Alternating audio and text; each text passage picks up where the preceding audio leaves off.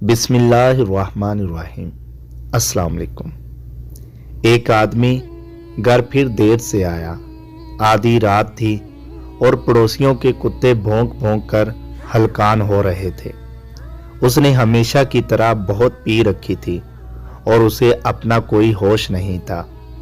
उसकी बीवी ने रोज की तरह आज भी उसके लिए दरवाज़ा खोला और उसको बेड तक सहारा देकर ले गई। बेड पर लेकर गई तो उसने अपने हाथ में पकड़ी शराब की बोतल जमीन पर दे मारी।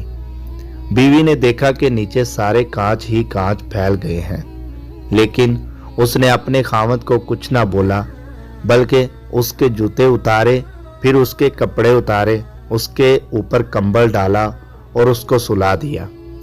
हमेशा की तरह वो बेसुध पड़ा सो रहा था। बीवी ने झाड़ू लाकर नीचे से कांच साफ किए और रास्ते में कमरे तक आते हुए उसके शौहर ने जो कुछ भी तोड़ा था वो हर चीज को उठाकर घर साफ करने लगी। सुबह जब उसका शौहर उठा तो वो दुआ करने लगा कि आज बेगम लड़ाई ना करे, क्योंकि वो हर रोज इतनी लड़ाई करती थी अपने खामद के शराब पीने और देर से घर आने पर और सोने पर सुहागा। आज रात तो उसने कितने बर्तन और शराब की बोतल भी तोड़ दी थी। वो डरता डरता नाश्ते के मेज पर पहुंचा तो देखा कि सिर्फ उसका बेटा नाश्ता कर रहा था। उसने अपने बेटे से पूछा कि मम्मा किधर है तुम्हारी? वो बोला वो बाजार गई हैं ग्रोसरी के लिए और जाते वक्त आपके लिए आपका पसंदीदा नाश्ता बना गई थी और आपके लिए ये सुटकी नोट छोड़ गई थी।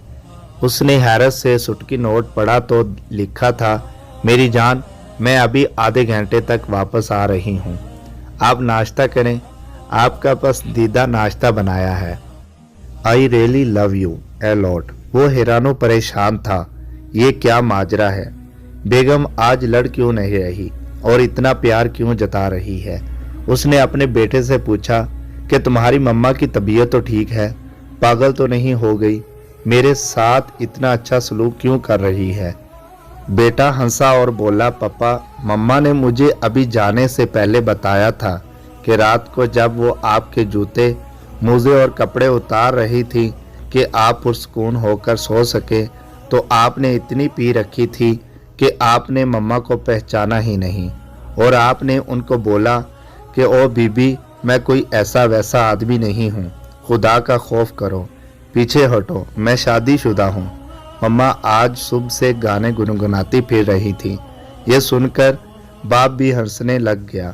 अगर आप अपने रिश्ते ठीक से निभाएंगे तो आप छोटी गलतियाँ कर सकते हैं, लेकिन कभी किसी बड़ी गलती का इर्तिकाब आपके लिए मुमकिन नहीं है। अपनी तरजीहात ठीक से मुतय्यन करें और रिश्तों की कदर करें। जब आपकी तरजीहात की दुरुस्त तकर्री होती है तो आपकी आदतें खुद ब खुद ठीक हो जाती, आपके घर वाले आपसे प्यार करने लगते हैं और आपकी छोटी छोटी गलतियों से भी प्यार करने लगते हैं। पर याद रहे कि किसी भी रिश्ते में बेवफाई नाकाबिले माफ़ी जुर्म है।